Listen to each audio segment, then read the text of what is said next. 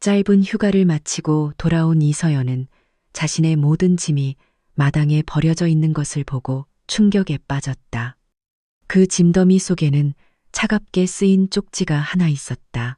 여기서 살고 싶으면 지하방으로 내려가.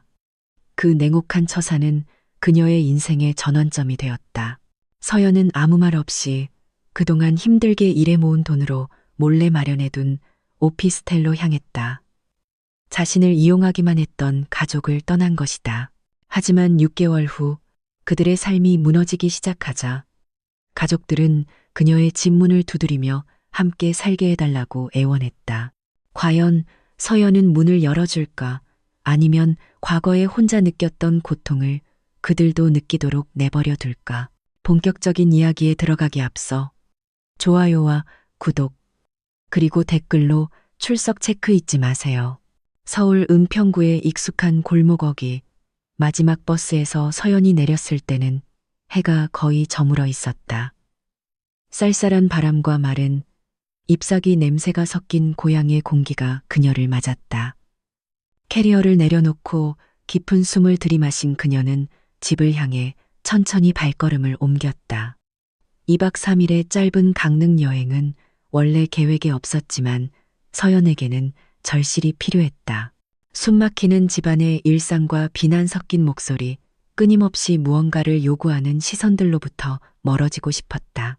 잠시 떠나 있으면 조금 더 평온한 마음으로 돌아올 수 있고 가족들도 자신을 조금은 그리워하지 않을까 생각했다. 하지만 집 대문 앞에 도착한 순간 심장이 멎는 듯했다. 그녀의 눈이 휘둥그레졌다. 캐리어들, 옷가지 더미, 심지어 그녀의 노트북까지 마당에 아무렇게나 널브러져 있었다. 일부 물건은 젖거나 흙먼지에 뒤엉켜 훼손되어 있었다. 아끼던 신발 상자는 열린 채 내용물이 흩어져 있었고 돌아가신 할머니가 주신 작은 인형은 충전기 케이블과 남들 앞에 보이기 민망한 속옷들 사이에 처박혀 있었다. 말도 안 돼. 그녀가 중얼거렸다. 떨리는 손으로 캐리어를 내려놓고 물건들을 챙기기 시작했다. 어떻게든 살릴 수 있는 것을 구하려 애썼다. 바로 그때 그녀는 그것을 보았다. 마당 한쪽 구석에 깨진 화장 거울에 붙어 있는 종이 한 장. 매직으로 크고 검게 쓰인 글씨였다. 여기서 살고 싶으면 지하방으로 내려가. 여긴 호텔이 아니니까. 이름도 인사도 아주 작은 농담의 기색도 없었다. 그저 경고문처럼 쓰인 차가운 명령뿐이었다. 서연은 안개로 가득 찬 머리로 그 자리에 얼어붙었다. 떠나기 전에 무슨 잘못을 했는지, 공과금이라도 내는 것을 잊었는지 기억을 더듬어 보려 애썼다. 하지만 아니었다. 모든 것을 완벽하게 처리하고 떠났다. 무거운 발걸음으로 현관 계단을 올라 문을 열었다. 문은 잠겨 있지 않았다. 조심스럽게 문을 밀자 안에서는 TV 소리와 웃음소리가 들려왔다. 거실 소파에는 어머니 김미숙 씨가 그녀가 새아빠라 부르는 박상철 씨와 나란히 앉아 있었다. 그들 옆에는 2살 어린 의붓 동생 유나가 고개도 들지 않은 채 핸드폰만 들여다보고 있었다. 그들 중 누구도 그녀를 반기지 않았다. 미소도 포옹도 심지어 의아한 눈길조차 없었다. 서연이 입을 열었다. 엄마, 밖에 저건 다 뭐예요? 어머니는 그녀를 힐끗 쳐다보더니 다시 TV로 시선을 돌렸다. 네가 3일 동안 연락도 없이 사라졌잖아. 집 나간 줄 알았지. 저 여행 간다고 했잖아요. 문자로 말씀드렸고 생활비도 다 드리고 갔어요. 장까지 미리 봐놓고 갔는데 제멋대로 여행 갈 만큼 어른이 됐으면 더는 귀찮게 굴지도 말아야지. 그러니 여기서 살고 싶으면 지하방 비어 있어. 싫으면 말고. 그 말은 비수처럼 날아와 꽂혔다. 하지만 말 자체보다 더 아팠던 것은 너무나 가볍고 아무렇지 않은 말투였다. 마치 서연을 지하방으로 내쫓는 것이 TV 채널을 돌리는 것과 같은 일상적인 결정인 듯했다. 서연은 어머니를 바라보았다. 예전에 자신이 올 때면 늘 편히 되어주고 머리를 쓰다듬어 주던 얼굴을 찾으려 했었다. 하지만 그 얼굴은 더 이상 존재하지 않았다. 차가운 눈빛과 설명할 수 없는 자존심으로 가득 찬 낯선 여자만 있을 뿐이었다. 유나가 마침내 입을 열었다. 어차피 언니 방이 내 방보다 좋았잖아. 맨날 보는 거 지겨웠어. 박상철 씨가 작게 웃었다.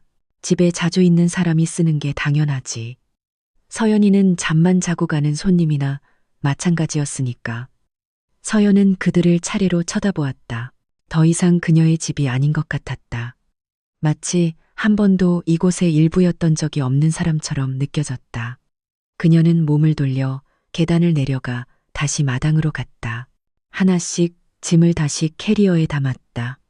눈시울이 뜨거워졌지만 눈물은 흐르지 않았다. 머릿속에는 단 하나의 문장만이 계속 맴돌았다. 여긴 더 이상 내 집이 아니야. 그리고 그 순간 서연은 평생 상상해 본 적 없는 결정을 내렸다. 그녀는 캐리어를 끌고 떠났다. 그들 중 누구도 그녀를 막지 않았다. 한때 집이라 불렀던 곳에서 멀어지는 서연의 위로 어두운 밤하늘이 드리워져 있었다. 축축한 보도블록 위로 캐리어 바퀴가 조용히 굴러가는 소리가 방향은 없지만 결단에 찬 그녀의 발걸음을 따랐다. 그녀가 향하는 곳은 단 한 곳뿐이었다. 가장 친한 친구에게조차 말한 적 없는 비밀스러운 장소. 그 작은 오피스텔은 도시 외곽의 낡은 건물 3층에 숨겨져 있었다. 호화로운 곳도 명망 있는 동네도 아니었다. 하지만 서연에게 그곳은 그녀가 그동안 조용히 지켜온 단 한 가지 자존심의 상징이었다. 2년 전 집이 더 이상 감정적으로 안전한 공간이 아님을 깨달은 후 서연은 대학을 다니며 번 아르바이트비의 대부분을 모으기 시작했다. 그녀는 프리랜서 콘텐츠 작가, 그래픽 디자이너로 일했고 웨딩 촬영 보조 아르바이트까지 했다. 모든 것을 몰래 했다. 부끄러워서가 아니라 가족이 알게 되면 그녀의 노력을 자신들의 것이라 주장하거나 더 나쁘게는 그녀의 돈을 통제하려 들 것이라는 걸 알았기 때문이다. 6개월 전 그녀는 모아둔 돈으로 1년치 월세를 한 번에 내고 이 작은 오피스텔을 계약했다. 천천히 공간을 채워나갔다. 중고 거래 앱에서 산 소파, 벼룩시장에서 구한 원목 책장, 그리고 연말 세일 때 발견한 하늘색 카펫까지 모든 것을 직접 골랐다. 호화롭진 않았지만 편안했고 무엇보다 온전히 그녀 자신의 것이었다. 그날 밤 그녀는 떨리는 손으로 오피스텔 문을 열었다. 두려워서가 아니라 생전 처음으로 진정한 자유를 느꼈기 때문이었다. 옷을 갈아입고 따뜻한 차를 끓인 후 서연은 창가에 앉았다. 비가 내리기 시작했지만 그녀는 미동도 하지 않았다. 멍하니 창밖을 바라볼 뿐이었다.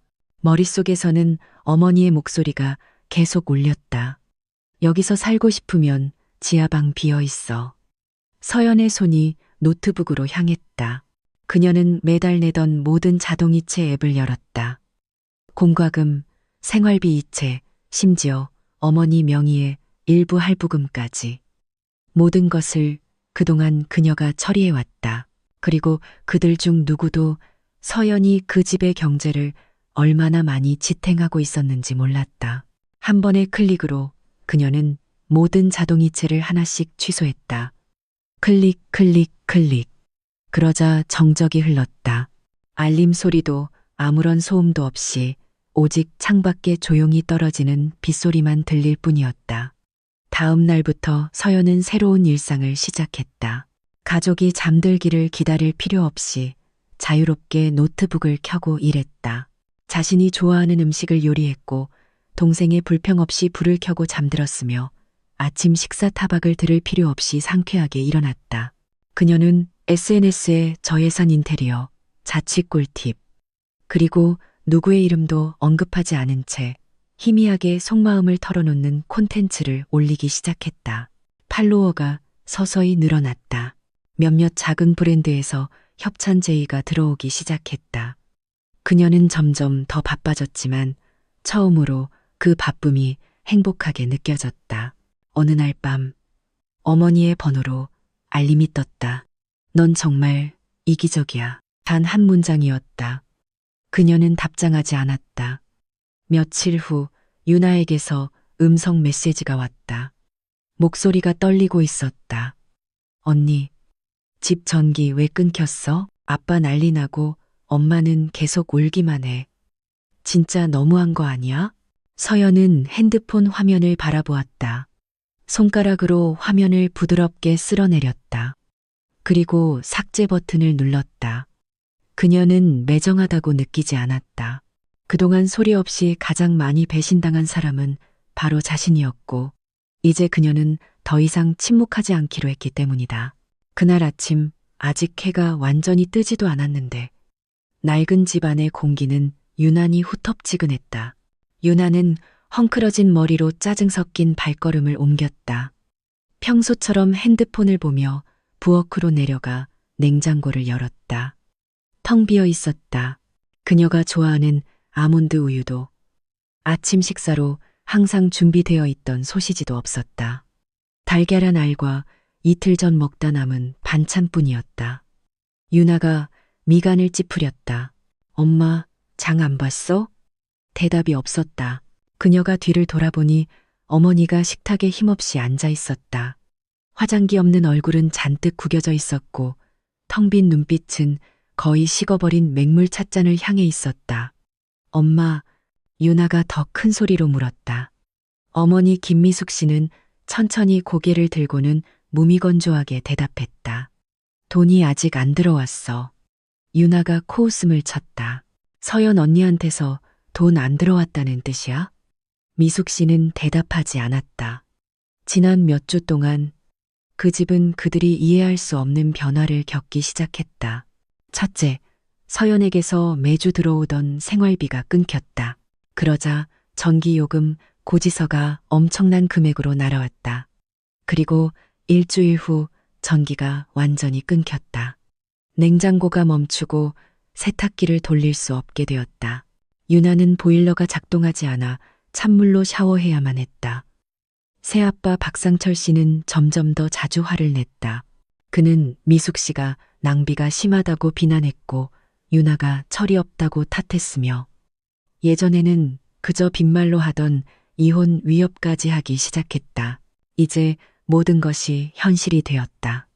그 집은 물리적으로 어두워졌을 뿐만 아니라 감정적으로도 몹시 어두워졌다.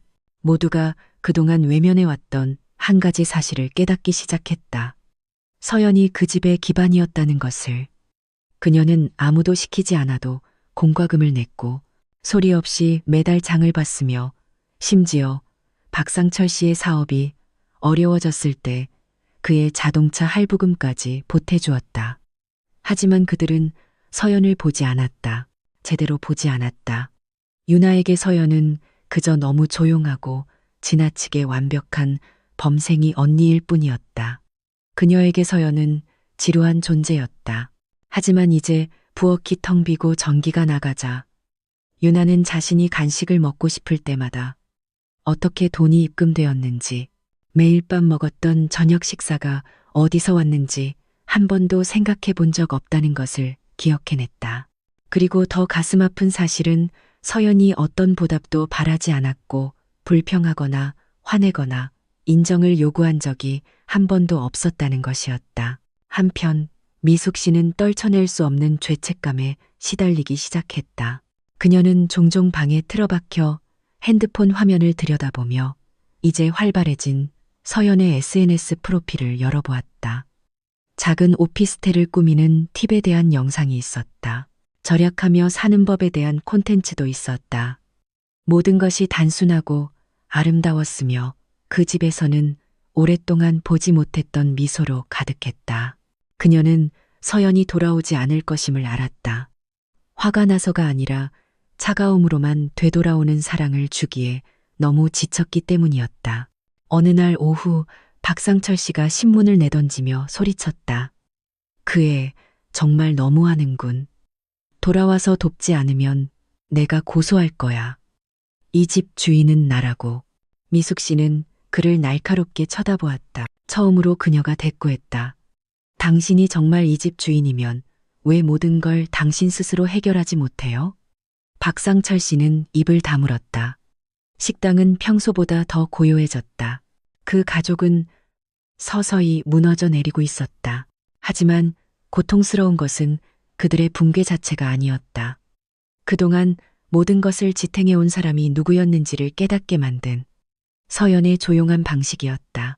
도시의 한쪽 구석, 누구의 시선도 끌지 않는 낡은 건물의 3층에서 서연은 분노가 아닌 치밀하게 계산된 침묵으로 자신을 재건하기 시작했다. 작은 오피스텔에서의 하루하루는 새로운 배움과 같았다.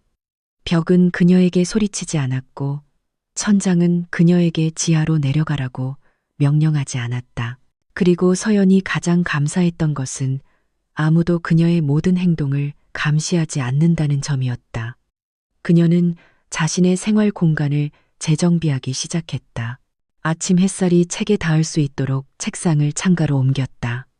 작은 책장에는 예전에 침대 밑에 숨겨두었던 좋아하는 소설들로 채웠다. 유나가 내용이 너무 심파조라고 비웃었기 때문이었다. 부엌 한쪽에는 너는 너를 다시 사랑해주는 곳에 있을 자격이 있어라고 적힌 작은 메모를 붙였다. 그녀는 공간의 모든 구석을 사랑으로 채웠다. 그동안 집에서 받지 못했지만 조건 없이 항상 주었던 그 사랑. 이제 그 사랑을 자기 자신에게 쏟아붓고 있었다. 그녀의 일도 번창했다. 제한된 예산으로 작은 공간을 꾸미는 방법에 대한 짧은 영상 콘텐츠를 SNS에 꾸준히 올리자 팔로워가 급증했다. 비슷한 처지의 젊은이들로부터 댓글이 쏟아졌다.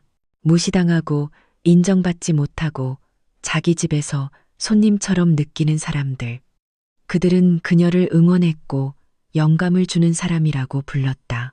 심지어 몇몇은 그 작은 오피스텔을 소박한 꿈의 집이라고 칭했다. 서연은 자신의 고통이 많은 사람들에게 다리가 되어줄 것이라고는 상상도 못했다. 하지만 그녀는 그 고통이 어디서 왔는지 잊지 않았다. 비가 내리던 어느 날 밤, 서연은 얇은 담요를 덮고 따뜻한 차 한 잔을 마시며 바닥에 앉아 있었다. 노트북 화면에는 내가 떠난 이유라는 제목의 파일이 열려 있었다. 그녀는 느리지만 깊이 있게 글을 써내려갔다. 이유 없이 혼나서 방에서 몰래 울었던 날들. 유나의 중요한 시험 때문에 잊혀진 자신의 생일. 집에 먹을 것이 부족해 다른 가족들을 위해 굶어야 했던 밤들. 그리고 싫어라고 말하려 할 때마다 자신에게 심어진 죄책감에 대해. 그녀는 글을 쓰면서 처음으로 솔직해지는 것에 대해 죄책감을 느끼지 않았다. 날이 바뀌고 서연의 프리랜서 프로젝트는 늘어났다. 클라이언트들이 그녀를 신뢰하기 시작했다. 한 인테리어 스타트업에서는 원격 정규직 근무를 제안받기도 했다. 그녀는 행잉 플랜트와 작은 접이식 테이블을 샀다. 건강한 음식을 요리하는 법을 배웠고 거실에서 들려오는 싸움 소리를 막기 위해 헤드셋을 끼지 않고도 편안하게 잠들었다. 그리고 그 모든 작은 발걸음 속에서 서연은 한 가지를 깨달았다. 집이란 가장 튼튼한 벽이 있는 곳이 아니라 당신의 영혼이 숨을 필요가 없는 곳이라는 것을. 하지만 그 평온함 뒤에는 폭풍이 여전히 도사리고 있음을 알았다. 그녀 자신에게서가 아니라 고맙다는 말 한마디 없이 그녀에게 의존하는데 익숙했던 사람들로부터. 그리고 그녀가 예상했던 대로 떠난 지 42일째 되던 날, 그 소리가 다시 들려왔다. 말이 아닌 그녀의 오피스텔 문을 조용히 두드리는 소리로 3번의 노크. 그녀는 숨을 참았다. 문을 열지도 소리를 내지도 않았다. 하지만 문틈의 작은 렌즈를 통해 누가 서 있는지 알 수 있었다. 유나가 혼자 서 있었다. 퀭한 얼굴과 짙은 다크서클. 마음이 흔들렸지만 그녀는 자신을 다잡았다. 문을 열지 않았다. 이번만큼은 아니었다. 왜냐하면 처음으로 서연은 다른 누군가에게 문을 열어주기 전에 자기 자신을 끌어안는 법을 배우고 있었기 때문이다. 유나는 고개를 숙여 문 아래로 종이 한 장을 밀어넣고는 떠났다. 내용은 단 한 문장이었다. 언니, 미안해. 언니 없으니까 집이 다 망가졌어. 서연은 그 글씨를 오랫동안 바라보았다. 하지만 울지 않았다. 그저 작게 미소 짓고는 방 한쪽에 아로마 캔들을 켰다. 서연이 그토록 꿈꿔왔던 자유와 함께 작은 오피스텔에서 자신의 삶을 재건하는 동안 낡은 집은 그곳에 사는 누구도 알아볼 수 없는 곳으로 변해 있었다. 전기가 끊긴 지 일주일이 넘었다. 박상철 씨는 결국 작은 발전기를 빌려왔지만 램프 하나와 낡은 선풍기를 돌리기에 겨우 충분했다. 유나는 따뜻한 물로 씻을 수 없었고 울면서 불평했지만 아무도 신경 쓰지 않았다. 모두가 서로를 탓하기에 바빴기 때문이다. 그때 왜 언니한테 잘 말하지 않았어? 어느 날 밤 밥과 달걀 프라이뿐인 저녁 식사 자리에서 유나가 어머니에게 폭발했다. 엄마가 그 쪽지만 안 썼어도 언니는 도망가지 않았을 거야. 미숙 씨는 빈 접시를 보며 침묵했다. 그녀는 너무 지치고 너무 부끄러워서 대답할 수 없었다. 마음속 깊은 곳에서는 그 쪽지뿐만 아니라 그동안 서연의 마음에 쌓이도록 내버려둔 수십 개의 작은 상처들 때문이라는 것을 알고 있었기 때문이다. 박상철 씨도 지지 않았다. 내가 예전부터 말했잖아. 너무 오냐오냐 키우지 말라고. 애가 머리가 커졌어. 지금 봐. 돈 좀 번다고 성공한 척하면서 우리를 버리잖아. 유나가 쏘아붙였다. 돈 좀 번다고요? 아빠는 그동안 공과금을 다 언니가 냈다는 것도 모르셨죠? 무슨 소리야? 박상철 씨가 고개를 들었다. 자동차 할부금, 전기세, 생활비 다 서연 언니가 해결했어요. 아빠는 그 돈이 다 어디서 나왔다고 생각하셨는데요? 하늘에서 떨어졌어요. 몇 주 전부터 암울했던 식탁에 즉시 침묵이 흘렀다. 미숙 씨는 숟가락을 꽉 쥐었다. 아래 십수를 깨물며 가슴 속에서 들끓는 감정을 억눌렀다. 왼손이 떨렸다. 걔는 착한 아이였어. 그녀의 목소리가 갈라졌다. 내가 변한 거야. 내가 걔보다 잘나질까봐 두려워서 편애하기 시작했어. 통제력을 잃을까봐 무서웠어. 그런데 지금 봐, 모든 게 망가졌잖아. 그날 밤 더 이상 아무도 말하지 않았다. TV는 꺼져 있었고 발전기 기름이 떨어져 유일한 램프마저 희미해졌다.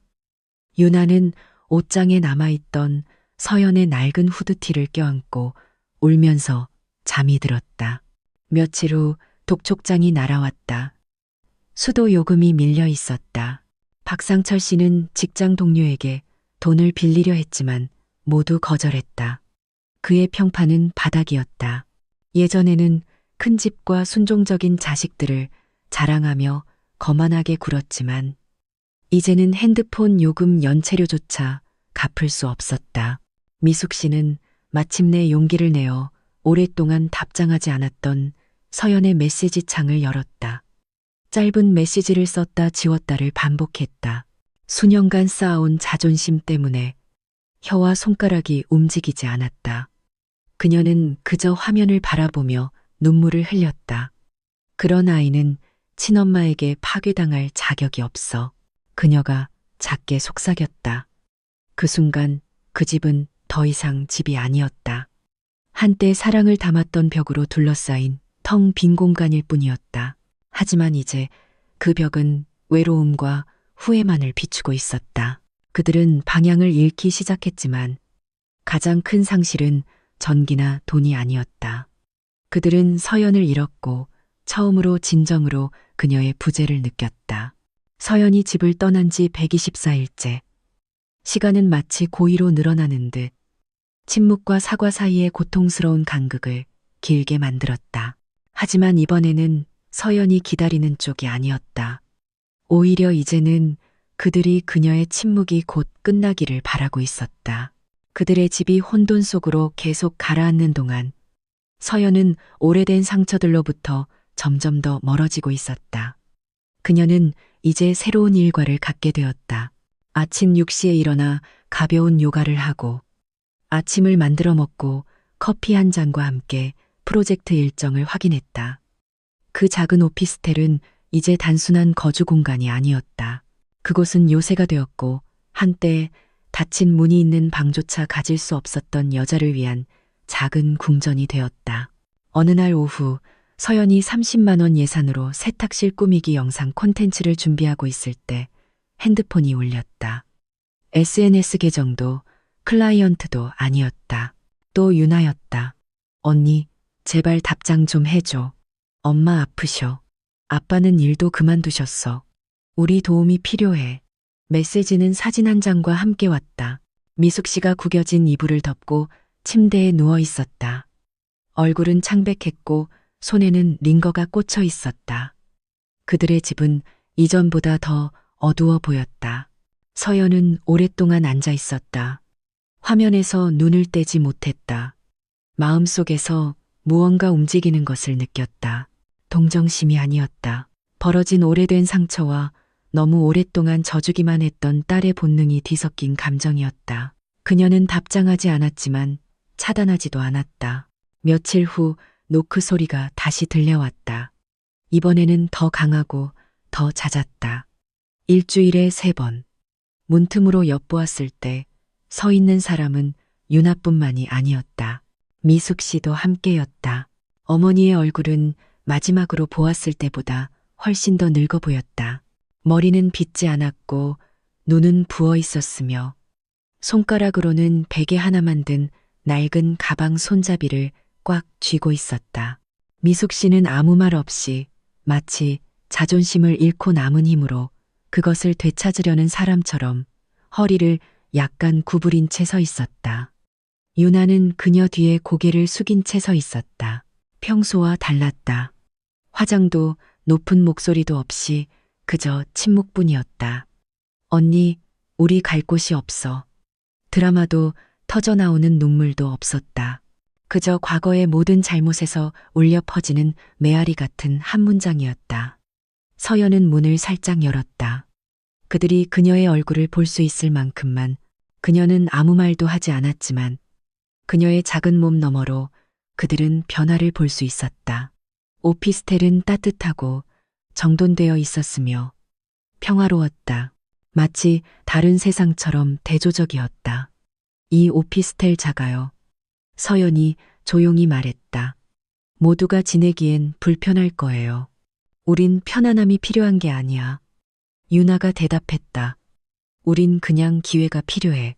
미숙 씨는 여전히 침묵했지만 마침내 서연을 바라보며 말했다. 우리를 들어오게 하지 않아도 돼. 하지만 적어도 우리가 만회할 기회는 줘. 서연은 그들을 오랫동안 바라보았다. 머릿속에 여러 자아가 소리쳤다. 어렸을 때의 자신, 10대 시절의 자신, 방에서 울었던 자신, 모두가 문을 닫고 싶어 했다. 하지만 오늘의 서연의 목소리는 훨씬 더 차분했다. 그녀는 예라고도 아니오라고도 대답하지 않았다. 그저 문을 조금 더 활짝 열었을 뿐이다. 그들은 아직 완전히 들어온 것이 아니었다. 하지만 이번에는 그 문이 예전처럼 쉽게 열리지 않을 것이라는 것을 알았다. 그들이 서연의 오피스텔에서 보낸 첫날은 숨막히는 침묵의 연속이었다. 미숙 씨와 유나는 바닥에 앉았다. 서연에게는 여분의 의자가 없었기 때문이다. 소파는 한 사람만 앉을 수 있었고 서연이 그곳에 앉아 있었다. 따뜻한 차를 마시며 침묵을 지켰다. 그녀는 아무것도 제공하지 않았다. 음식도 편안함도 심지어 환영의 말조차도. 유나는 방구석에 웅크리고 앉아 무릎을 끌어안았다. 미숙 씨는 생전 처음으로 자신이 얼마나 비참한지 깨달았다. 그녀는 통제권도 권력도 공간도 심지어 말할 권리조차 없었다. 이 오피스텔은 그녀의 것이 아니었고 주인은 한때 그녀가 내쫓았던 딸이었다. 다음 날들은 조용하지만 날카로운 교훈의 연속이었다. 미숙 씨는 명령하는 데 익숙했지만 이제는 화장실을 사용하기 위해서도 허락을 구해야 했다. 유나는 음식에 대해 불평하는 데 익숙했지만 이제는 서연이 제공하는 남은 빵이나 라면만 먹을 수 있었다.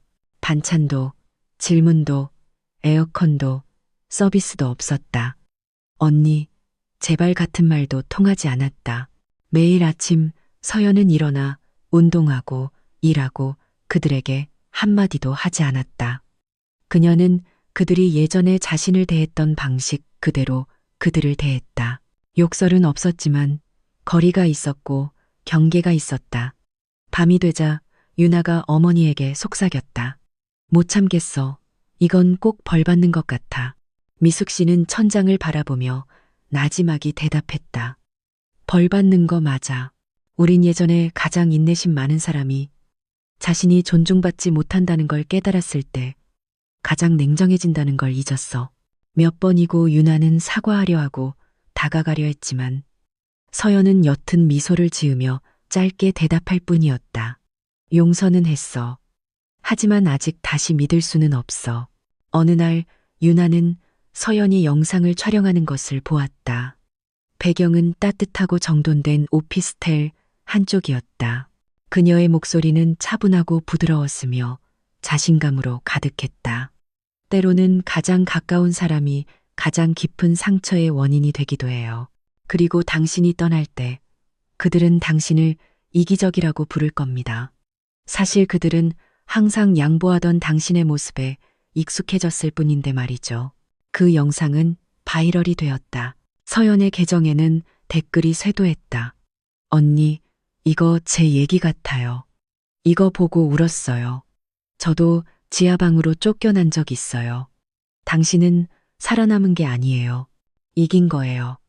미숙 씨는 그 댓글들을 몰래 읽었다. 가슴이 답답했다.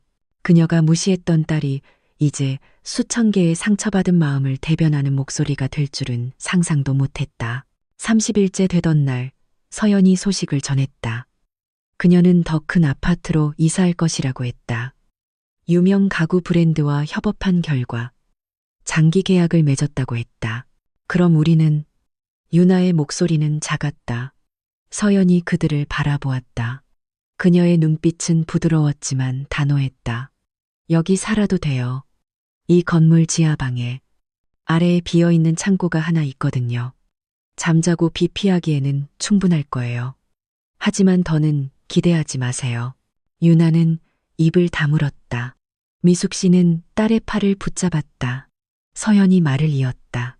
예전에 어떤 사람이 저에게 중요한 걸 가르쳐 줬거든요.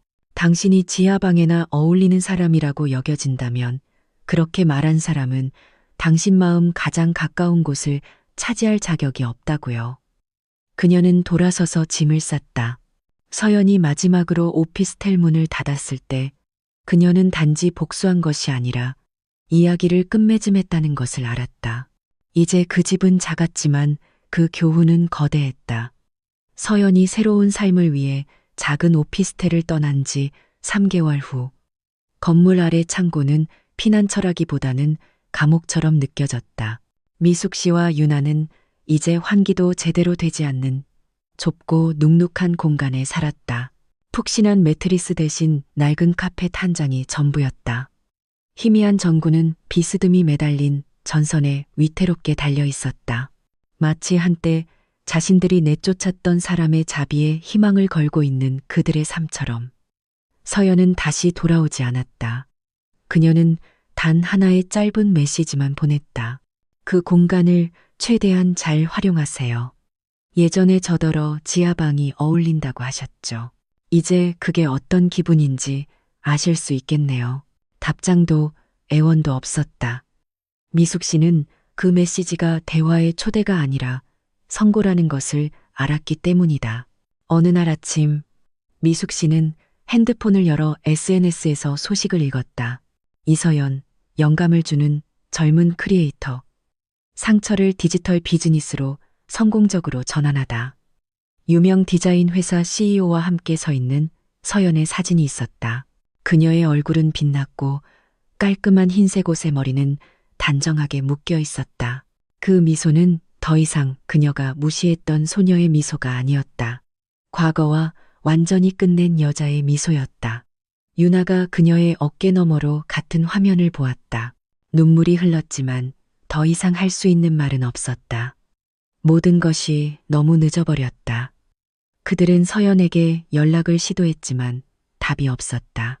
서연이 일하는 회사에 연락을 시도했지만 이메일은 거절당했고 번호는 차단되었다. 시간이 지날수록 외부의 도움도 줄어들었다. 잠시 친척 집에 머물던 박상철 씨는 사업 빚을 갚지 못해 사기 혐의로 체포되었다. 차는 압류되었고 가족의 이름에는 먹칠이 되었다. 유나가 다시 대학에 등록하려 했을 때 예전에 서연이 몰래 도와주던 등록금을 낼 수 없어 거절당했다. 그리고 미숙 씨, 그녀는 건강을 잃기 시작했다. 기침은 낫지 않았고 혈압은 오르락내리락 했다. 병원에 가려 했지만 진료비를 낼 돈조차 부족했다. 그녀는 서연에게 마지막 메시지를 보냈다. 엄마 아프다. 병원비 조금만 도와줄 수 있니? 단 한 문장이었다. 메시지는 전송 상태로만 남았고 결코 익히지 않았다. 그날은 비가 세차게 내렸다. 유나는 물이 새는 지하방 구석에 앉아 있었다.